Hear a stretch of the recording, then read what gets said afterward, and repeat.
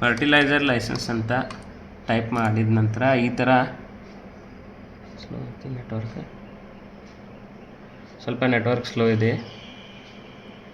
Agri dealer licence ಅಂತ ಈ type ಬರ್ತದೆ ರೀ.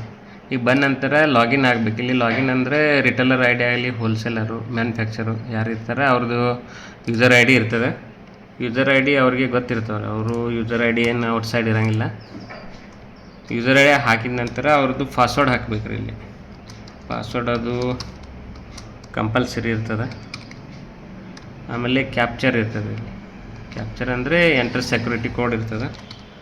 ಸೆಕ್ಯೂರಿಟಿ ಕೋಡ್ ಹಾಕಿದ ನಂತರ ಇಲ್ಲಿ ಲಾಗಿನ್ ಅಂತ ಅನ್ಬೇಕು. ಯೂಸರ್ ಐ ಡಿ ಕರೆಕ್ಟ್ ಇದ್ದರೆ ಅಷ್ಟೇ ಓಪನ್ ಆಗುತ್ತೆ, ಯೂಸರ್ ಐ ಡಿ ರಾಂಗ್ ಇದ್ದರೆ ಓಪನ್ ಆಗೋಲ್ಲ. ಇದು ಅಗ್ರಿ ಡೀಲರ್ ಲೈಸೆನ್ಸ್ ಒಳಗಡೆ. ಇವಾಗ ಏನಾಗಿದ್ರೆ ಮೊದಲು ಯೂರಿಯಾ ಡಿಸ್ಟ್ರಿಬ್ಯೂಷನ್ನಲ್ಲಿ 3 ಆಪ್ಷನ್ ಇದ್ದು. ಒಂದು ಮ್ಯಾಪಿಂಗ್ ಇತ್ತು, ಸ್ಟಾಕ್ ರಿಸೀವ್ ಇತ್ತು, ಆಮೇಲೆ ಡಿಸ್ಟ್ರಿಬ್ಯೂಷನ್ ಇತ್ತು. ಇವಾಗ ಯೂರಿಯಾ ಡಿಸ್ಟ್ರಿಬ್ಯೂಷನ್ನಲ್ಲಿ ಯೂರಿಯಾ ರಿಟೇಲರ್ ಮತ್ತು ಡೀಲರ್ ಡಿಸ್ಟ್ರಿಬ್ಯೂಷನ್ ಅಂತ ಒಂದೇ ಆಪ್ಷನ್ ಇದೆ. ಇದರೊಳಗೆ ಒಂದೇ ಆಪ್ಷನ್ ಇದೆ, ಅದನ್ನ ಕ್ಲಿಕ್ ಮಾಡಿದ್ದೀವಿ. ಇವಾಗ ಈ ಒಂದೇ ಆಪ್ಷನ್ ಒಳಗೆ ಈ ಟೈಪ್ ಬರ್ತಾ ಇದೆ. ಅಂದರೆ ಇದೇನಿದು ಹೋಮ್ ಪೇಜ್. ಈಗ ಯೂರಿಯಾ ರಿಟೇಲರ್ ಡಿಸ್ಟ್ರಿಬ್ಯೂಷನ್ ಅಂತ ಮೊದಲೇನಿತ್ತು ಇದೆಲ್ಲ ಬ್ಲ್ಯಾಂಕ್ ಇರ್ತಿತ್ತು, ಇವಾಗೆಲ್ಲ ಕ್ಲಿಯರಾಗಿ ಗೊತ್ತಾದೆ.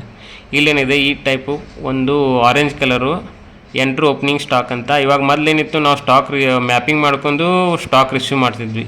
ಇವಾಗ ಡೈರೆಕ್ಟ್ ಓಪನಿಂಗ್ ಸ್ಟಾಕೇ ರಿಸೀವ್ ಮಾಡಬೇಕು. ಇಲ್ಲೆಲ್ಲ ಮ್ಯಾಪಿಂಗ್ ಆಗಿ ಆಮೇಲೆ ಆಗ್ತದೆ ಅದು. ಈಗ ಯೂಸರ್ ಆಗಲಿ, ಆಮೇಲೆ ಇಲ್ಲ ಆಯ್ತು ಮ್ಯಾನುಫ್ಯಾಕ್ಚರ್ ಆಗಲಿ, ಹೋಲ್ಸೇಲರ್ ಆಗಲಿ, ಅವರು ಮ್ಯಾಪಿಂಗ್ ಮಾಡಿ ಕಳಿಸ್ತಾರೆ. ಇವಾಗ ಏನಿದ್ರೆ ಓಪನಿಂಗ್ ಸ್ಟಾಕ್ ರಿಸೀವ್ ಮಾಡ್ಕೊಳ್ಳೋಣ. ಈಗ ಸಪೋಸ್ ಇವರು ಹೋಲ್ಸೇಲರ್ ಕಡೆ, ಇವರು ಏನಿದ್ದಾರೆ ರಿಟೇಲರ್ ಅದ. ರಿಟೇಲರ್ ಅಂದರೆ ಹೋಲ್ಸೇಲರ್ ತೊಗೋಬೇಕಾದ.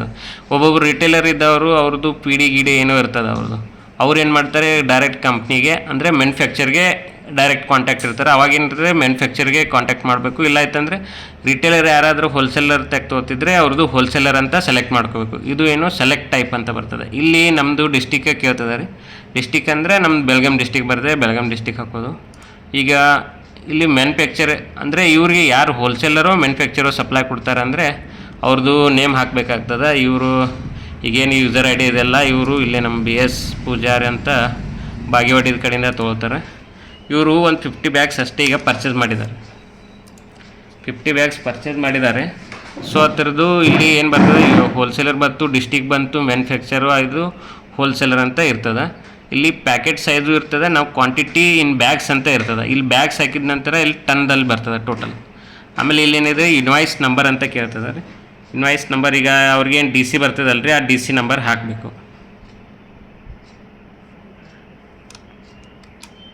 ಇವ್ರದ್ದು DC ನಂಬರ್ BSP67 ಅಂತ ಇದೆ.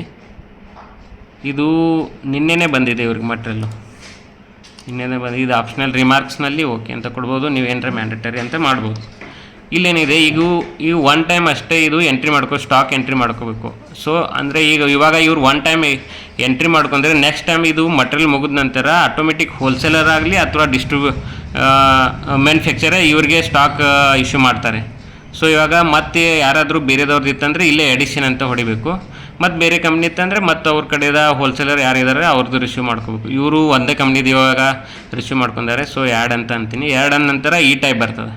ಮತ್ತೊಂದು ಬೇರೆ ಕಂಪ್ನಿ ಇತ್ತಂದರೆ ಮತ್ತು ಇಲ್ಲಿ ಸೆಲೆಕ್ಟ್ ಟೈಪು, ಆಮೇಲೆ ಡಿಸ್ಟಿಕ್ಕು, ಮ್ಯಾನುಫ್ಯಾಕ್ಚರ್ ನೇಮು ಇದೆಲ್ಲ ಬರ್ತದೆ. ಮ್ಯಾನುಫ್ಯಾಕ್ಚರ್ ಆಗಲಿ, ಹೋಲ್ಸೇಲ್ ನೇಮು, ಆಮೇಲೆ ಬ್ಯಾಗು, ಇನ್ವಾಯ್ಸ್ ನಂಬರ್ ಅಂತ ಬರ್ತದೆ. ಇಲ್ಲಿ ನಾವು ಆ್ಯಡ್ ಅಂದ ನಂತರ ಮತ್ತು ನಮ್ಗೆ ಎಷ್ಟು ಕಂಪ್ನಿದು ಆಗಲಿ, ಎಷ್ಟು ಹೋಲ್ಸೇಲರ್ ನಾವು ಕಡೆ ಪರ್ಚೇಸ್ ಮಾಡಿರ್ತೀವಲ್ಲ ಯೂರಿಯಾ, ಅದೆಲ್ಲ ಇಲ್ಲಿ ಎಂಟ್ರಿ ಮಾಡ್ಕೋಬೇಕು. ಇದು ಒನ್ ಟೈಮ್ ಅಷ್ಟೇ ಬರ್ತದೆ. ಸೊ ಇಲ್ಲಿ ಲಾಸ್ಟ್ ನಾವು ಫೈನಲ್ ಸಬ್ಮಿಟ್ ಅಂತ ಅಂತೀವಿ. ಫೈನಲ್ ಸಬ್ಮಿಟ್ ಅಂದರೆ ಇದು ಸ್ಟಾಕ್ ನಮಗೆ ಈಗ ಡಿಕ್ಲೇರ್ ಆಯಿತು ಅಂದರೆ ನಮಗೆ ನಾವು ರಿಸೀವ್ ಮಾಡ್ಕೊಂಡ್ವಿ. ಇಲ್ಲಿ ಬಂತು ನಮ್ಮದು. ಸೊ ಎಕ್ಸಾಂಪಲ್ ಇದು 50 ಬ್ಯಾಗ್ಸ್ ನಾವು ಹಾಕಿದ್ವಿ. ಸೊ 50 ಬ್ಯಾಗ್ಸ್ ಬಂತು. 50 ಬ್ಯಾಗ್ಸ್ ಅಂದರೆ ಇಲ್ಲಿ ಟನ್ದಾಗ 2.250 ಅಂತ ಬಂತು. ಸೊ ಇದು ಇವಾಗ ಏನಾಗ್ತದೆ, ಇಲ್ಲಿ ಆಧಾರ್ ಕಾರ್ಡ್ ನಂಬರ್ ಹಾಕಿದರೆ ಇವ್ರು ಯಾರಾದರೂ ಒಬ್ರದ್ದು ಆಧಾರ್ ಕಾರ್ಡ್ ನಂಬರ್ ಇದೆ. ಒಂದು ಆಧಾರ್ ಕಾರ್ಡ್ ನಂಬರ್ಗೆ ಅಂದರೆ ಇದು ನಾವು ಎಕ್ಸಾಂಪಲ್ ಚೆಕ್ ಮಾಡ್ತಾ ಇದ್ದೀವಿ. ಸೊ ಇದು ಈಗ ಆಲ್ರೆಡಿ ಇವ್ರು ತೊಗೊಂಡಾರೆ, ಇವ್ರಿಗೆ ಆಲ್ರೆಡಿ ಇಶ್ಯೂ ಆಗಿದೆ. ಸೊ ಬರಲ್ಲ ಇವ್ರಿಗೆ.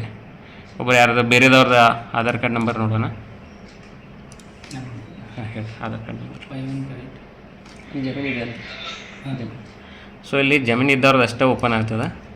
51587474767282.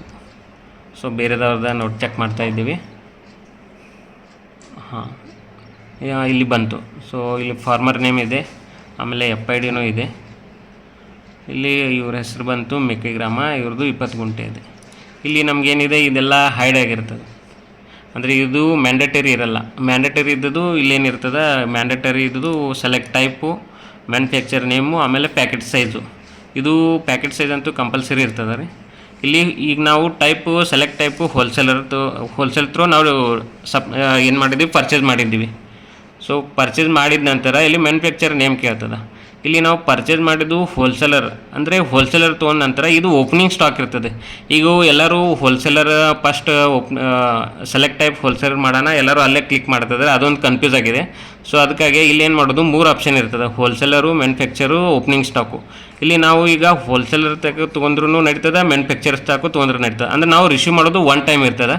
ಇದ್ರೊಳಗೆ ನಾವು ಈಗ ಮ್ಯಾನುಫ್ಯಾಕ್ಚರು ಹೋಲ್ಸೇಲರ್ ಯಾರು ಸೆಲೆಕ್ಟ್ ಮಾಡ್ತಾ ಇದ್ರಲ್ಲ, ಇದು ರಾಂಗು. ಇಲ್ಲಿ ಓಪನಿಂಗ್ ಸ್ಟಾಕ್ ಅಂತ ಸೆಲೆಕ್ಟ್ ಮಾಡಬೇಕು.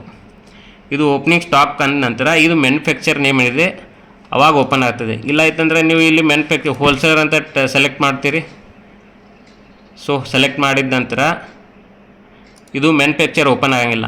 ಮ್ಯಾನುಫ್ಯಾಕ್ಚರ್ ಆಗಲಿ, ಹೋಲ್ಸೇಲರ್ ಆಗಲಿ, ಮ್ಯಾನುಫ್ಯಾಕ್ಚರ್ ನೇಮು ಓಪನ್ ಆಗಂಗಿಲ್ಲ. ಇಲ್ಲೇನಾದರೆ ಓಪನಿಂಗ್ ಸ್ಟಾಕ್ ಅಂತ ಸೆಲೆಕ್ಟ್ ಮಾಡಬೇಕು. ಓಪನಿಂಗ್ ಸ್ಟಾಕ್ ಸೆಲೆಕ್ಟ್ ಮಾಡಿದ ನಂತರ ಇದು ಮ್ಯಾನುಫ್ಯಾಕ್ಚರ್ ನೇಮ್ ಇಲ್ಲಿ ಆಟೋಮೆಟಿಕ್ಕಾಗಿ ನಮ್ಗೆ ಕಾಣ್ತದೆ. ಈಗ ನಾವು ಇವ್ರದ್ದು ಹೆಂಗಿದೆ, ಹೋಲ್ಸೇಲ್ ಡೀಲರ್ ಏನಿದೆ ಇವ್ರದ್ದು ನೇಮ್ಲೇ ನಾವು ಪರ್ಚೇಸ್ ಮಾಡಿದ್ದೀವಿ. ಸೊ ಇಲ್ಲಿ ಈಗ ಗೊತ್ತಾಗ್ತದೆ ನಮಗೆ. ಈಗ ಬಂತು. ಇವಾಗ ಏನಿದೆ ಇಲ್ಲಿ ಇವರಲ್ಲೇ ಪ್ಯಾಕೆಟ್ ಸೈಜು 45 ಇದೆ, ಅವೈಲೇಬಲ್ ಕ್ವಾಂಟಿಟಿ 50 ಬ್ಯಾಗ್ಸ್ ಇದೆ, ಅಂದರೆ 50 ಬ್ಯಾಗ್ಸ್ ಇದೆ. ಇವ್ರದ್ದು ಏನಿದೆ 0.20 ಗುಂಟ ಇದೆ. 0.20 ಗುಂಟ ಅಂದರೆ ಇವರಿಗೆ 1 ಬ್ಯಾಗ್ ಅಷ್ಟೇ ಬರ್ತದೆ. ಇವರೇ 1 ಬ್ಯಾಗ್ ಅಂದರೆ ಇಲ್ಲಿ ನಂಬರ್ ಆಫ್ ಬ್ಯಾಗ್ಸ್ ಹಾಕಬೇಕು. ಇಲ್ಲಿ ಆಟೋಮೆಟಿಕ್ ಏನಾದರೆ ಟನ್ನದಾಗ ಕನ್ವರ್ಟ್ ಆಗ್ತದೆ ಅದು. ಇಲ್ಲಿ ನಾನು ಟೈಪ್ ಮಾಡೋದಿಲ್ಲ. ಲಾಸ್ಟ್ ಏನಿದು ಸೇವ್ ಅಂತ ಅಂದ್ರೆ ರೀ, ಇದು ಫೈನಲ್ ಸಬ್ಮಿಟ್ ಆಗಿಬಿಡ್ತದೆ. ಅಂದರೆ ಇವರಿಗೆ ನಾವು ಈಗ ಡಿಸ್ಟ್ರಿಬ್ಯೂಟ್ ಮಾಡಿದಂಗೆ. ಅವಾಗ ಲಾಸ್ಟ್ ಟೈಮ್ ಏನಿತ್ತು, ಡು ಯು ವಾಂಟ್ ಡಿಸ್ಟ್ರಿಬ್ಯೂಷನ್ ಅಂತ ಕೇಳ್ತಾ ಇತ್ತು, ಆಮೇಲೆ ಶುಗರ್ ಕೇನ್ ಕೇಳ್ತಾ ಇತ್ತು, ಪ್ರೊಸೀಡರ್ ನಂತರ ಆಮೇಲೆ ಸೇವ್ ಅನ್ ಸಕ್ಸಸ್ಫುಲ್ ಆಗ್ತಿತ್ತು. ಇಲ್ಲಿ ಏನಿದೆ ಜಸ್ಟ್ ಸೇವ್ ಅಂದ ಕೂಡಲೇ ಲಾಸ್ಟ್ ಫೈನಲ್ ಡಿಸಿಷನ್. ಇದು ಇವ್ರಿಗೆ 50 ಬ್ಯಾಗ್ ಇತ್ತು, ಇಲ್ಲಿ 50 ಬ್ಯಾಗಲ್ಲಿ 1 ಬ್ಯಾಗ್ ಸೇಲ್ ಮಾಡಿದ್ವಿ. ಇಲ್ಲಿ ಏನಿದೆ ಅವೈಲೇಬಲ್ ಕ್ವಾಂಟಿಟಿ 49 ಬ್ಯಾಗ್ಸ್ ಇದೆ. ಹಾಗೆ ಇಲ್ಲಿ ನಾವು ಯಾರಿಗೆ ಸೇಲ್ ಮಾಡಿದ್ದೆ ಅವ್ರ ಶೋ ಡೀಟೇಲ್ಸ್ ನೋಡಿದರೆ ಮೊದಲಿನ ಥರ ಯಾವ ಥರ ಡೇಟಾ ಬರ್ತಿತ್ತು ಆ ಸೇಮ್ ಬರ್ತದೆ ಈಗ. ಇಷ್ಟೇ, ಮತ್ತೇನಿಲ್ಲ.